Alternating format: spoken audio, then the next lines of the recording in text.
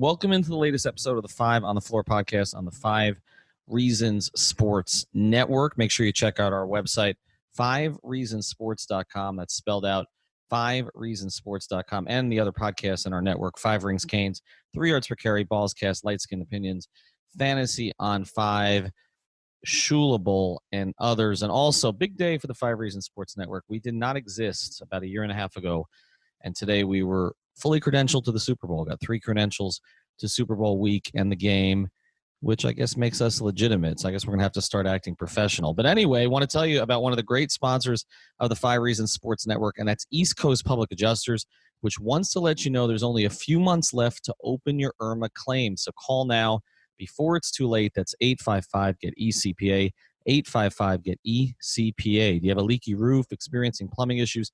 Those problems are most likely covered by your insurance policy. So don't settle for less.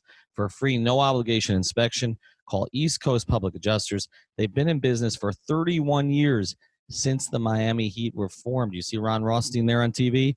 East Coast Public Adjusters has been around as long as Ron Rothstein has been around the Heat, since 1988. So here's the number again, 855-GET-ECPA, or visit their website, ecpaclaims.com. Their knowledgeable staff standing by to answer all of your questions.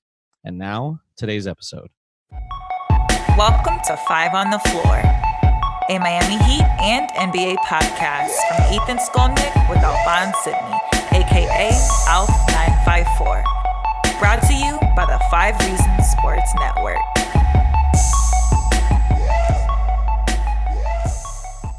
All right, Ethan Skolnick back here on 5 on the Floor. 2 different locations today. I am in my apartment, babysitting duties, so I did not make it down to the game tonight. Alex Toledo, you know him as Tropical Blanket, is at the game. You probably, if you were watching the post game on Fox Sports Sun, you heard him ask a question of Eric Spoelstra about Derek Jones Jr. Alf Sidney is drunk somewhere, so that, we don't know where he is. He didn't show up. But Alex, 5 topics we're going to get to today. We're going to start with Goran Dragic, but first, general impressions of this game. I mean, this one was something that, we all saw coming. It was going to be another home blowout. This is probably the most boring one so far, and that's saying something because they've had a pretty great win margin at home. It was everything we expected, right? Jimmy took 3 shots. It was cool seeing Goran back. It was cool seeing Derek Jones Jr. put on a dunk contest of his own.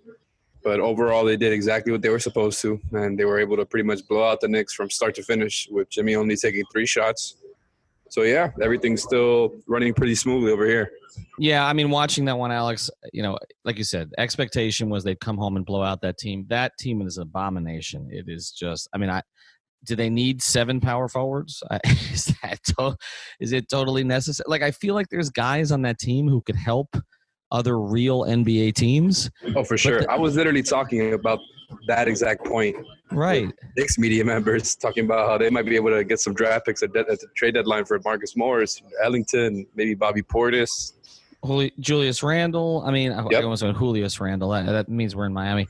That's if the Heat were trading for him. Right, exactly. He'd be Julius Randle. Yeah, they have functional players, but, it's the worst constructed roster I've ever seen. It's like they didn't get who they wanted after they traded Porzingis, so it's just like, let's just throw a bunch of guys. Like, there's names on that team that I did not think were still in the league. Like, it's just I don't know what they did there. And, of course, it's Bobby Portis, who is rising up the random scrub heat killer ranks, who ended up giving them the most trouble tonight, which reminded me of that game he had for Chicago. But the other thing that struck me, and I don't want to focus too much on the Knicks tonight, but, I'm watching Kendrick Nunn, okay? And then I'm watching, Frank, I can never pronounce his last name on the Knicks, and also Dennis Smith Jr., who they picked up cheap from Dallas, right, after he was a top 5 pick. I'm watching these 2 top 10 picks, and Kendrick Nunn is kicking their asses. And it's remarkable to me. It's like, are other organizations so much worse than the Heat? Like, if Kendrick Nunn ended up with any other organization, do we ever hear from him? Right? That's a great question. Right, unless it's Toronto or San Antonio or some organization like that. Like, Golden State couldn't figure out what to do with him. And it's also the circumstances, right? Like, he wasn't even supposed to be in the rotation until all the stuff with Dion happened. Mm-hmm. Then they had some injuries and more time for him to really get some reps. But you're completely right. Your point has been made. Like, he was out there and he clearly looked like the best prospect out of all the, top 10 draft pick point guards that the Knicks have had there. that aren't really doing anything. Like you name them all. They've got them all there. They got Elfrid Payton, and you named Tilakina. They've got Dennis Smith Jr. And they're all like, ugh, who's the best out of those three? Who's the worst out of those three? I honestly don't know. Kendrick Nunn is obviously better than all of them, though. Yeah, no, I mean, Dennis Smith Jr., if you didn't know that he was a lottery pick and you just watched him, you'd think he was the guy that got called up from the G League on a 2-way contract. Like, he's athletic, but he can't do anything else. And Frank has no offensive skill set. Like, I mean, Heat fans are upset at Justice. Frank's got no off. I mean, he's got a defensive skill set. He's got no offensive skill set. And Elfrid Payton, we know what Elfrid Payton is. I mean, it's amazing, like how, and I know Kendrick had the issue in college, but still, I just wonder, is that everybody missing, or is that development? Or, I mean, you just wonder. There are certain guys that go to the Knicks. Like, is RJ Barrett like destined to fail now because he went to the Knicks? Like, are we ever going to know if he's good? Like, I mean, second season for Kevin. We definitely didn't find out tonight. No, we did not. And the thing, look at Kevin Knox. Like, I mean, he showed some. 1 of 10 for RJ Barrett. Right. And Kevin Knox has gone completely backwards this year. He's averaging half the points. He's shooting a lower percentage. I'm just wondering if Kevin Knox is drafted by the Heat and Bam Adebayo is drafted by the Knicks, what happens, right? Like, I Knox is on the All-Star team. I don't think Bam's on the All-Star team. Right, exactly. Knox might be, right? I mean, Bam is out of the league. I mean, if Duncan Robinson is in New York, like, I mean, he's booed off the stage like in the first 3 minutes, right? Look, during preseason, you never hear from him again. A lot of this is, it's like, we talk about, what you're born into. It's like heredity versus like environment, right? Like, a lot of this in the NBA is environment. I talked to Sekou Smith about that on the podcast here. Like, just certain organizations where guys have a chance to get better, and certain organizations where they don't. But anyway, I don't want to talk about the Knicks anymore. They're not worth it. Obviously, that was not Fizdale's That's our nature versus nurture talk on 5 on the Floor. Thank you very much. Exactly. Sponsored by the Science Channel. But let's get to a bit of news I have before we get to Dragic, who I want to touch on tonight. I think one thing you should look at with Dion Waiters, based on some information that I've gotten here, is I think there's a strong possibility that he's going to end up playing some G League games. I've heard that from 2 different people tonight. Oh, man. Now, I will say, if I had it stronger, I would write it. And I do still feel like there's slightly different standards here. But I'm just saying I would be on the lookout for that possibility. I think that might be a way for everybody to kind of save face here and give Dion a fresh start. Because if Dion accepts the G League assignment, it's a sign of goodwill on his part, of good faith.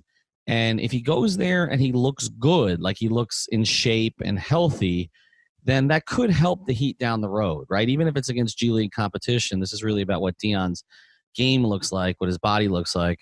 And so if he goes down there and is efficient, racking up 22 points a game, whether or not he gets back up to the big club right away or not, it might make it a little easier to move him. So I'm just telling Heat fans, be on the lookout for that. I don't have it 100%. I thought I did earlier today. Didn't by the time we podcasted. Are Skyforce going to have a big 3 of Dion, JJ, and KZ Okpala? Maybe. Well, JJ didn't play again tonight, right? No, he was in the locker room. He's out there for emotional support. He was in a great mood. He was over there singing with Derrick Jones Jr. He's just a team guy. Well, he is. I mean, he was a team guy. That's why he got all that money. You pay a lot for a team guy, but they've got a team guy in Myers Leonard right now. We'll see if they pay him. By the way, he looks good. James Johnson, he does not look that big to me at all. Like, he looks like he's in game shape, even though he isn't playing. He looked that way, Alex, when we talked to him on Media Day back in late September. I'll just say that there was a difference in the way that I saw him on Media Day and the way I saw him in the locker room post game. He had his shirt off and looked good. So, All right, he looked good. All right, so we'll see if maybe he gets back in the rotation. All right, let's get to a few themes we want to get to tonight. We're going to blow through these a little quicker than we typically do because you're exhausted and it's a Friday night. Goran Dragic. And I got 6 more hours of work after this. Well, exactly. If you need a lift, just punch up Alex Toledo. Goran Dragic tonight, to me, that was the only thing that mattered for the Heat, was how he looked, and he looked fantastic. Like, he looked like he wasn't limited at all by the groin injury. He was getting to his spots. Still that thing with that crossover or that sort of step back where nobody guards him. He looked great with the lob passing. We haven't talked enough about that. When did Goran learn how to throw a lob? Because I feel like whenever he's on the floor with Derrick Jones Jr., he just masters it. Like, not even with Bam. Like, he's had some cool alley-oop attempts to Bam, but him and Derrick Jones Jr., they just mesh so well together. Well, Every time they're on the floor together, guaranteed lobs. He had one to Silva tonight too. True. And I'm just wondering where this came from, because this was one of the issues with Goran, was he was not a great lob thrower. It was always culture's a gradual process, I guess. But Dragic was terrific tonight. You see what he brings, right? I mean, he changes the whole energy with the second unit. He's competent. All right, he's competent, and I thought the other thing that him being back tonight did. I thought Tyler Hero played really well tonight, really well. Like, did a lot of little things well. I thought he guarded well. I thought the opportunities he had for rebounds, he did that well. He was in the right place at the right time as an open shooter. Always knows exactly when to shoot and when to pass. Hero has already mastered that. It's pretty insane, given that he's 19 years old. And we're going to be repeating that all year, because that's what you do when you have a really good player at 19, is say that he's 19. But yeah, he's advanced at his age for what he does. Like, none is getting better at it, but it's obviously that's where Hero stands out from the rookies. He just has a natural feel for a game, but I think having Goran in there to run the second unit, we didn't really talk about the Hero effect. We talked about Jimmy and being able to keep Jimmy's minutes down, which is great. But the other thing, and by the way, the Goran-Jimmy love affair is one of my favorite things about this team. I've talked about it on the pod. Jimmy worships Goran. I've been told everybody around Jimmy. And you could see tonight, like, he was giving him a hard time. I know Spo talked before the game about how Jimmy went out to watch Goran work out yesterday on his off. He was gushing about him in the locker room tonight as well. He was talking about how much he missed Goran. He's like, "Oh, I didn't see my guy for 7 days. I was just happy to see him." Yeah, I mean, they're in love. It's cute. They've been from the very beginning, and it's a cool thing. They actually bonded over soccer, as I've said on the podcast. But there's real respect there. And another clip going up soon, by the way. Now that you mentioned soccer, about Jimmy holding up his soccer jersey and kind of taunting Goran a little bit during press. But your point about Hero is a good one, because I think it takes Hero from having to do all the on-ball, one-on-one shot creation stuff, which isn't something that I think he could do on a consistent basis as a 19-year-old versus NBA players. I think Goran takes off a lot of that pressure, and he gets Hero back into his natural shooting guard position, where he's coming off of curls and, coming off of screens, and somebody else is initiating the action. He's just advancing it or finishing it, and I think that's the perfect role for him. Yeah, I think so. And we talk about Nunn. Things don't come as naturally to Nunn, but I think some of the study for Nunn has really helped. He's making better decisions with the passes. Alpha's talked about that. You can see the progress. But you said Hero came in with it right away, and I think the only thing that's limited him has been playing him out of position. He's really a natural too, and he's had to play kind of a combo position because they haven't had Dragic, and now they don't have to do that. So great to see. He was pretty much the backup point guard, right? Yeah, I mean, they didn't have anybody else, right? I mean, there wasn't anybody. I mean, Nunn or him, right? One of the two rookies, but it wasn't ideal. All right, so Dragic looked terrific. Let's get to Jimmy here real quick. I mean, it's fascinating. They score 129 points. He takes 3 shots. He ended up with 9 points. He was 2 for 3 from the field. So they had 7 guys in double digits, and Jimmy was not one of them. Jimmy was not one of them. But that's incredible. But let's get to this point on him. There have been certain games where he's been more aggressive and his shot has looked flat. And I that's why I've said having Dragic back was going to help him get his legs back a little bit. Tonight he really didn't see him shoot, but there are some times that it's almost like he's making a point, like not making a point like Kobe used to make a point when he was pissed at his teammates so he wouldn't shoot. Remember, he would he's like, I'm not shooting, okay? And I'm going to my room. I thought you were going to say the opposite, but then I forgot what we were talking about. No, but it was both. He would do both, right? Kobe would it was one way or the other. He would either jack up 35 shots because he didn't trust any of them, or he'd say, okay, you guys don't want me doing that? I'll take 5 shots. I mean, he would go whole quarters without shooting. I don't think Jimmy's doing that because he loves his teammates, but there were 2 other instances tonight. We've talked about these where he was under the basket. He had a layup. It's like, just put it up, Jimmy. Like, do we need to? I mean, he's not trolling for assists. That's not what it's about. Okay, LeBron used to do that some. No, I think it's straight up. It's straight up his version of load management. Like, he's not gonna. The need isn't there for him to create for himself every single time. The need isn't there for him to score every single time. The Knicks are probably the worst team in the league pretty easily. And they got into a rhythm from the start of the game. The ball was whipping around. Guys were hitting shots. And the need was just never there for Jimmy to take that many shots. He knew it. And this is something that I feel like we've seen so many times in these home games maybe not to this extreme, but this is definitely Jimmy's version of load management, where he's not going to be that guy every single minute that he's out there on the floor. He's going to be a playmaker. He's going to be a team guy, and he's going to score whenever he feels he's needed to score. Well, that's true, and I think he does make the determination early in the game. There are certain situations, whether you're load managing or not, you've got to lay up under the basket, take it, right? I mean, he doesn't need to prove anything to anybody anymore. We know he's a team guy, right? He's so tired. He took so long just to even take a shower after the game was over. That's become one of my favorite things, actually, is him trying to figure out when he's going to get up from his locker stall. And that's where he gives it away. He knows he's a star. He knows he's a star because that's a star thing to do, right? Like, you're the one with the experience in the locker rooms. Right. No, it's a little diva, but I mean, Jimmy had a reputation for always being last to come talk to the media. Carmelo Anthony had that reputation for years. And Bam totally tricked him tonight into Jimmy doing the press stuff early on. Like, Bam had already told him, "Oh yeah, I'm already done with my media. They're just waiting for you. All of us are just waiting there. Everybody else has already spoken." And they got Jimmy to speak, and Bam had not gone yet. That's great. All right, let's get to number 3 here on our list. Derrick Jones Jr.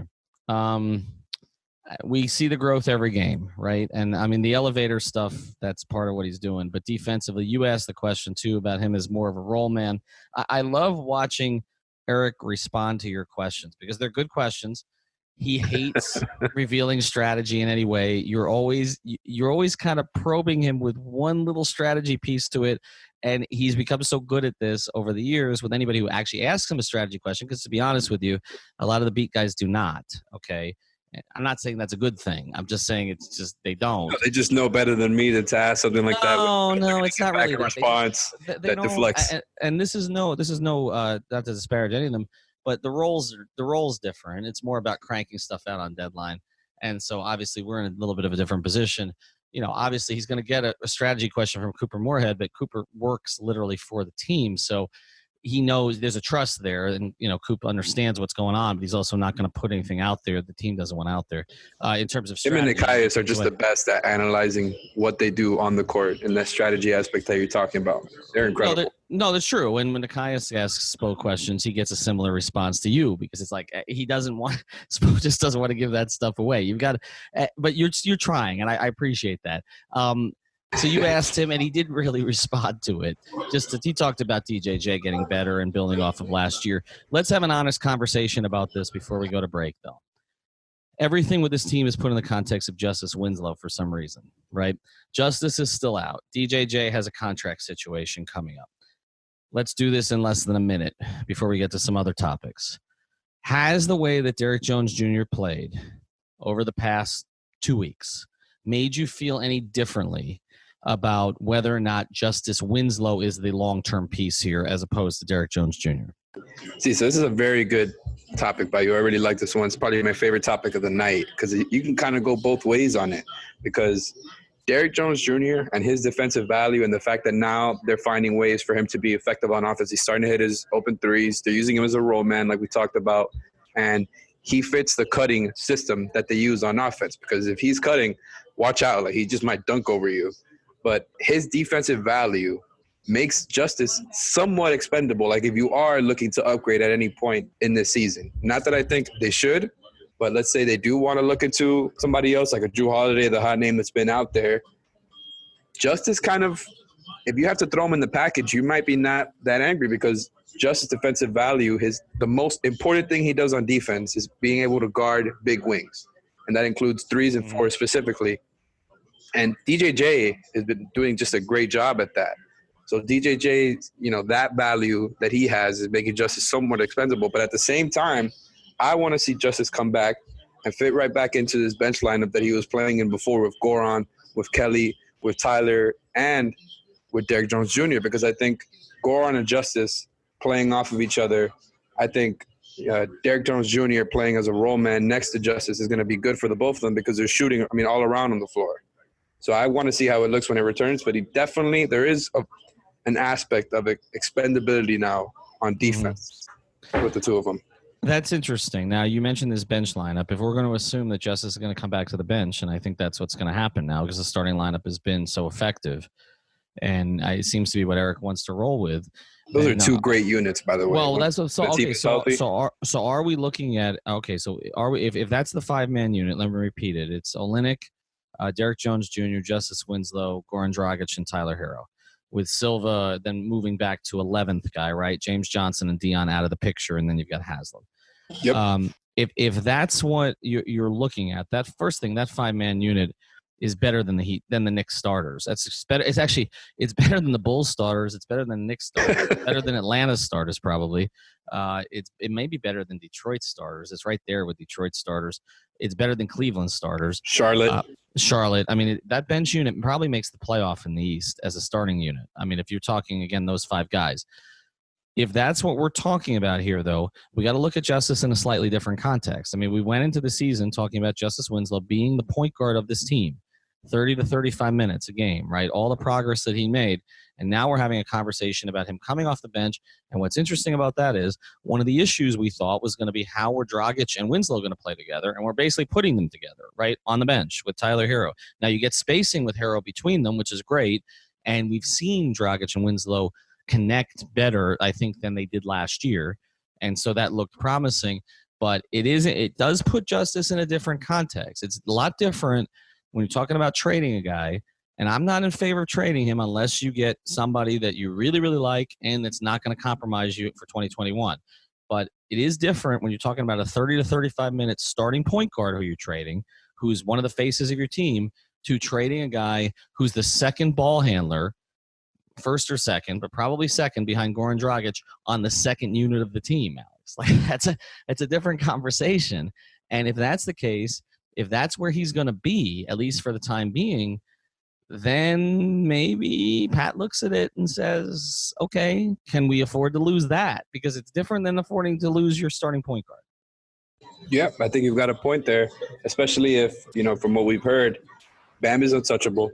Tyler Hero is untouchable. I've been arguing the point that they should make Duncan Robinson untouchable because it's an interesting conversation. Yeah, he's been amazing. But yeah, if I'm halfway joking about Duncan, but if you're prioritizing Bam and Hero, the guys that come next, like if you're trying to give up young assets in a trade for a win now move, the guys that come next are Justice and Kendrick Nunn, right? But at the same time, though, I think Spo doesn't look at it in the way that you do. I think he looks at it, like I mentioned before, as having 2 very good units out there that he can go to every time when the team is healthy. And I think he's doing a great job of maximizing the guys that he has on this roster, because at all times he's got units with shooting, with guys who can create, everybody can pass, there's defense. Like both units feel perfectly balanced out. And I think Spo looks at Justice, yes, a point guard, but more than that, somebody who's going to fit wherever he needs them to, right? And I think off the bench, he's sharing the ball with Goran, but he's still out there to be the point guard. And I think it makes a lot of sense to give it some time and see what it looks like over a bigger sample, because I have pretty high hopes for that bench lineup. I really like the idea of Derek Jones Jr. as a role man with Goran and Justice, Kelly and Tyler spacing for those guys. I think that's a pretty deadly unit. Well, it's the best bench unit in the league. I don't even think we need to go through the others to talk about. There's a few that are pretty damn good. Toronto's good. I think the Clippers are really good. Yeah, Clippers with Lou and Montrezl Harrell is probably the other one. Pretty damn good, right? Yeah, the Clippers are pretty good. I think they're the best team in the league, honestly. Ultimately, they're gonna prove to be the best team in the league. I mean, they're load managing right now, right? So I think once the playoffs start, that looks different. But yeah, I mean, I just think with Justice, we keep having this conversation about him. He's got to get back on the floor soon, though, because otherwise, I think the role slips and slips and slips as he goes forward as these other players. That clock is ticking. February is going to be here before you know it. That's right. And remember, the trade deadline is sooner. Yep, that's true. And it makes sense what you're talking about, because Derek Jones Jr., like you alluded to before, is going to be a free agent this summer. They kind of have to know what they're going to do with him before trade deadline, or else you kind of let him walk for nothing, which not the biggest loss in the world, but you would hope to have some sort of plan with that. You either put him as a part of a trade package to help consolidate if you feel like you need to, or you re-sign him at a hopefully under $10 million a year deal. But I wonder, Alex, when we talk about this more, I wonder if the cost, psychologically, what you spend to get something in life, in anything, affects how willing you are to part with it, right? And so let's look at the 3 pieces that we've talked about as possible sweeteners to trades, and you mentioned them: Justice, DJJ, and Kendrick Nunn. Well, Derek Jones Jr. you got for nothing, right? I mean, because Phoenix of all teams, of course, this gets back to it. If he was still in Phoenix, he'd probably be out of the league. Okay, I mean, because he wouldn't, that organization wouldn't have developed him. Be ducking on some Europeans, right? They got him for nothing. Okay, Kendrick Nunn, they got him for nothing. Justice Winslow, they invested the 10th pick in the draft. I wonder at a certain point that doesn't matter, right? But for a while it does, because we gave this up. We used this asset, this chip, to get this player, whereas we gave up nothing to get that player and that player. So you're going to naturally, it's like anything in life, anything you spend more on, you're going to want to hold on to that, right? And so I feel like that's where they've been with Justice. But at a certain point, like I said, if he's not available, it's not going to matter anymore. That's the thing. And so then it just becomes, okay, what are we paying for this guy? What will we need to pay for that guy? Kendrick Nunn's cheap as hell, right, for the next 2 years, and then they can sign him over the cap if they sign him last. So does that include this season when you said 2 years? Yes, so 2 years and then the bird rights, right? So him, Derek Jones Jr., there'll be a cost, but the cost is probably going to be less than the Justice cost, even though the Justice cost is affordable, right? So you may look at it, but the thing is, I agree with your point. I don't want to dwell too much on this tonight, but I agree with your point that you have to kind of know more about Derek Jones Jr. before you make the decision on Justice. Because if you feel like Derek Jones Jr. can do it, then Justice has value to you in another way, which is getting you your third star. And that's so because they have two right now. Right? Yes, that's right. According to Jimmy, they only have one. Well, according to Jimmy, and then Jimmy says, these motherfuckers forgot I could play. I mean, Jimmy, it depends on the day whether or not Jimmy thinks he's a star or not. But Jimmy thinks he's a star. He's playing it down. But yes, they have Bam and they have Jimmy, so they're going to have and we may be having a conversation in about a year on who the number one star of those two is. Because I think the way Bam is trending, it may be Bam soon. If it's not, it's pretty close. It's funny you say that, because I think Zach Lowe said it when he was on with Wojnarowski, if I remember correctly, on Low Post podcast, that he thinks that Jimmy is their best player, but that Bam is their most valuable, which is the exact same conversation you've been having over the past couple of weeks. Yeah, well, Zach and I have thought alike on. I will say this: if there's one NBA writer in the country that I want to think like and be on the same page as in terms of opinions, it's him. And Nekias. And Nekias, of course. And the only national guy in the country who was as high on the Heat as I was Zach Lowe. And I know we're going to go back to that comment that Zach Lowe made about they had the bleakest future in the league. He jumped the gun on that a little bit. I thought they had a bleak future too. I didn't know that Pat was going to pull Jimmy Butler out of a hat. The whole league did. Like, Heat fans acting like they're so mad at Zach Lowe when, first of all, Zach Lowe was constantly praising the organization. That was the only negative comment I can remember from him, because I listened religiously to that podcast. Right. And he is always saying good things about the Heat, about the way they play, about the development system, the defense first mentality and how they do everything the right way. I think it's a little bit overblown. I think at that time, you can, as an outsider, you can look at their situation in the roster and the way that things had played out with bad circumstances and make that argument just because of the young cores of other teams stepping up. And we hadn't really seen those huge leaps from our guys yet, from the Heat guys. But now that, if Bam had taken this leap a year earlier, I don't think people are saying that. I think it's just a matter of circumstances, bad timing, and, old takes exposed. Yeah, the best of us.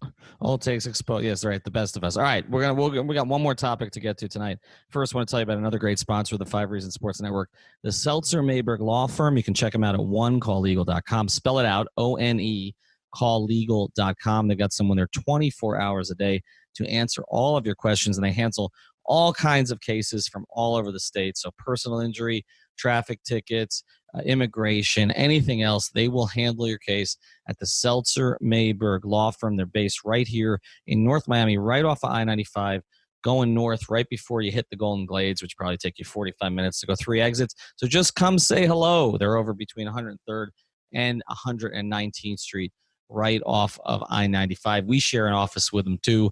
Great people, very personal touch. They've taken care of a couple traffic tickets for me and for others of my friends, but that's not all that they do. So onecalllegal.com, Seltzer Mayberg Law Firm. All right, quick topic here before Monday. The Heat host Utah.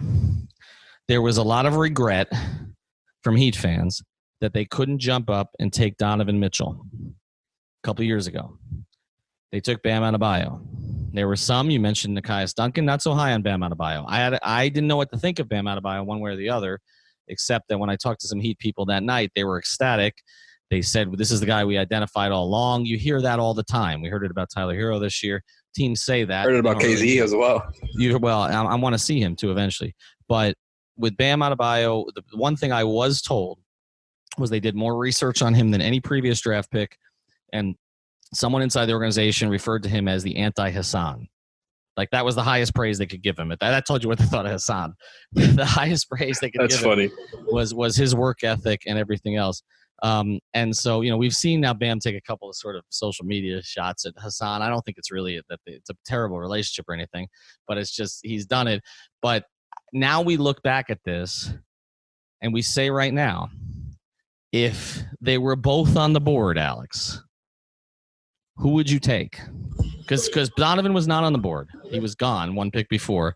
If they were both on the board, looking at the long-term future, do you take the elite two guard who people were comparing to Dwayne Wade but had sort of a fallback season last year, was okay on the U.S. team, not great, or do you take this center who is basically running point guard tonight and defending everybody? I mean, it's a serious conversation now. Like, we kind of joked about that a while ago, but it's for real now. At this point, you got to figure out who impacts the game more. And with hindsight, obviously Donovan Mitchell has done more over his 3 years in the NBA than Bam has. But at this point in time, knowing what we know about the both of them, there's a very good case to pick Bam. And I think, like, you look at some things, right? Like, I pulled up their numbers on Basketball Reference from this season, and just Bam per 100 possessions averaging an assist and a half, more than Donovan Mitchell, who commands that whole offense in Utah.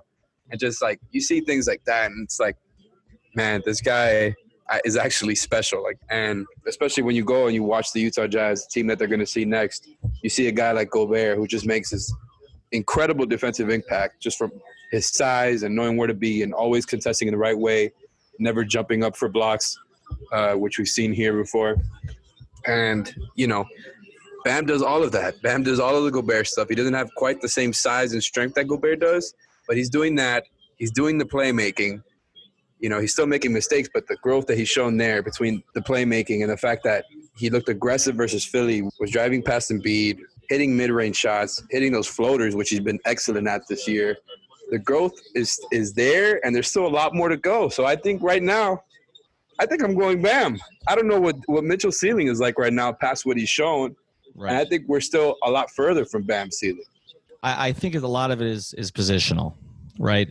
I think that as great as Donovan Mitchell has the potential to be, and I still think that there's an upside track for him. I think you can find wings who can score. You can find those. I mean, they're hard to find in the sense of finding one that's that good, but you can find wings who can score. Finding a big who's capable of doing all the things that Bam can do, as you said, to impact a game is very, very rare. I don't, and like I said, I don't think Bam has realized until recently how good he can be.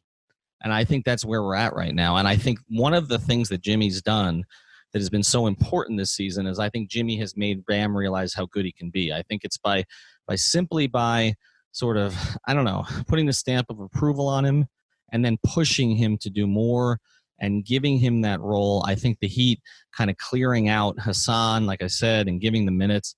I think now he knows how good he can be. And so I want to have this debate again. I don't want to push it too much. We're going to talk about it probably again after Monday night, but it's an interesting debate. But again, I want to let you know about eCPA. Thank you for sponsoring this podcast. We always thank all of our sponsors for getting involved with us, but go check out ecpaclaims.com or 855-GET-ECPA. If you got a leaky roof, experiencing plumbing issues, you got to file that IRMA claim because it's most likely covered by your insurance policy. Thanks for joining us, Alex and I. If Alf ever resurfaces, we'll be back with you this week. Thank you for listening to the Five on the Floor on the Five Regional Sports Network.